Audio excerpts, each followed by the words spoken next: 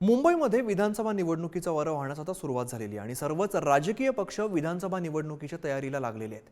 हवा विधानसभेची या आपल्या विशेष कार्यक्रमात आपण आढावा घेणार आहोत मुंबईच्या मालाड विधानसभा मतदारसंघाचा।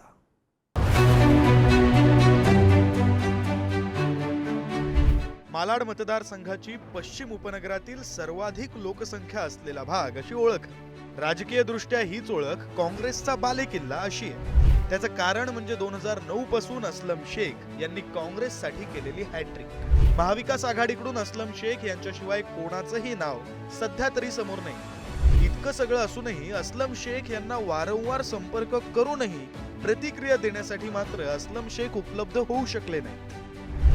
असलम शेख यांचा आतापर्यंतचा राजकीय रेकॉर्ड आणि पक्षश्रेष्ठींशी असलेले संबंध हे सगळं पाहता महाविकास आघाडीचं तिकीट हे त्यांना मिळणार असल्याची माहिती आहे।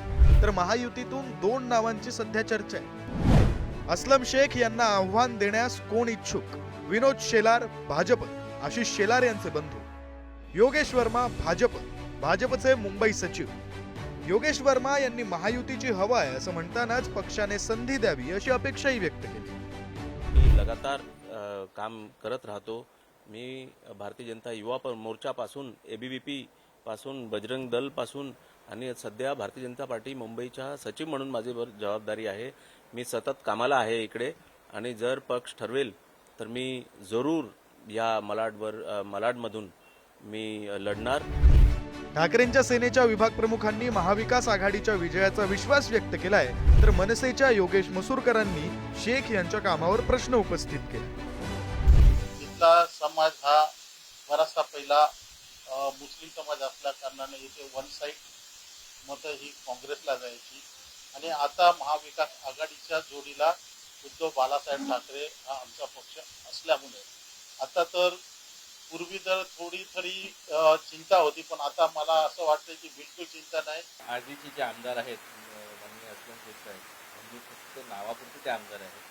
बाकी त्या आमदाराने काहीच केलेलं नाहीये।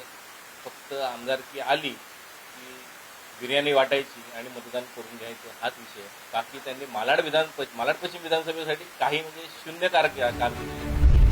2019 विधानसभा आणि 2024 लोकसभेची आकडेवारी ही आगामी विधानसभेचा कयास बांधताना महत्वाची असेल। 2019 विधानसभा निवडणुकीचा निकाल: असलम शेख काँग्रेस 79,494 मतं, रमेश सिंग ठाकूर भाजप 69,092 मतं।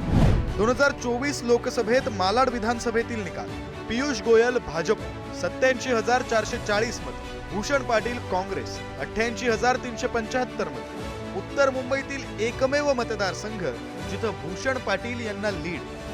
उत्तर मुंबई या भाजपच्या बालेकिल्ल्यात पियुष गोयल यांच्यासारख्या जायंट उमेदवारासमोर भूषण पाटील यांना या मतदारसंघातून मिळालेलं हे लीड असलम शेख यांच्या वर्चस्वाचा पुरावा म्हणता येईल। मात्र हीच परिस्थिती विधानसभेला सुद्धा कायम राहीलच असं ठामपणे सांगता येऊ शकत। त्यामुळं मतदारांचा कौल आणि रिंगणात उतरणाऱ्या उमेदवारांचं भविष्य हे निकालाच्या दिवशीच स्पष्ट होऊ शकेल।